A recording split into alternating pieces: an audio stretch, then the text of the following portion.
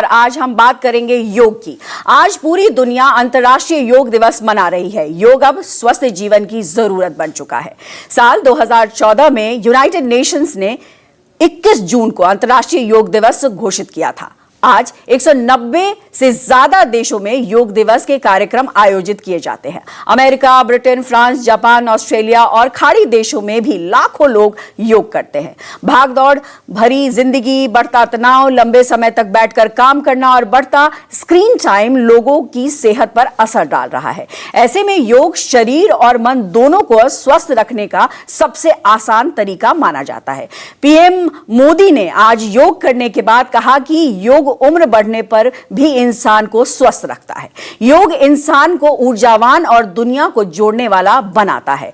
Modern science और आयुर्वेद में योग का क्या महत्व है, इस पर बात करने के लिए हमारे साथ मौजूद हैं दो खास मेहमान जो कि देश और दुनिया में जाने जाते हैं। जी हां, हमारे साथ जुड़ रही हैं डॉक्टर मंजरी त्रिपाठी जो कि न्यूरोलॉजी एम्स में एचओडी है, और साथ ही साथ हमारे साथ जुड़ रही हैं डॉक्टर तनुजा नेसारी जो कि निदेशक हैं ITRA यानी institute of teaching and research इन आयुर्वेद। आप दोनों का बहुत बहुत स्वागत है। और आज खास मौका है क्योंकि 21 जून को योग दिवस मनाया जाता है। प्रधानमंत्री ने भी बहुत सारी बातें कही।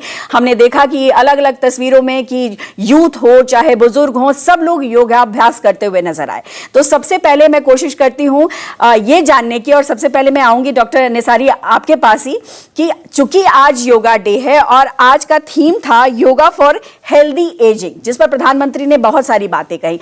अगर हम कम शब्दों में इसको समझना चाहे, जो कि सुदूर इलाके में लोग हैं, उनको अगर आप समझा पाएं कि इसका मतलब क्या है और क्यों जरूरी है योगा। जी, योग एक समग्र स्वास्थ्य की परिकल्पना की है, जिसमें कम लागत में, कम ही पैसों में, जहां जिम जरूरी नहीं, ऐसे करने से सुरल सगम हर कोई घर में अगर 45 मिनट से 30 मिनट हम दे तो एक फिजिकल फिटनेस, शारीरिक स्वस्थता योगासन से आती है।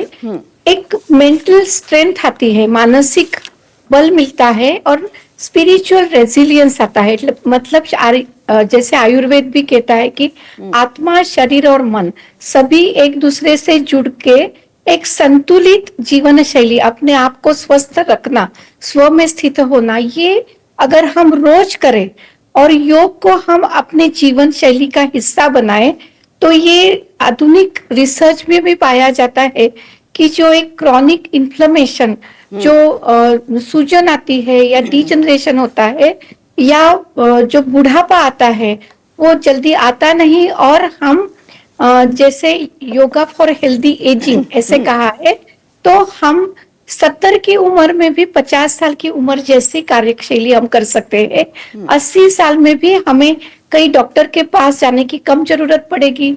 सभी जितने बीमारी है, लाइफस्टाइल डिसऑर्डर, मस्कुलोस्केलेटल डिसऑर्डर, हाथ जोड़ जैसे होना, ये सभी से हम एक लचीलापन रहेगा, एंड्योरेंस रहेगा, इलास्टिसिटी रहेगी और एक काम करने की क्षमता रहेगी।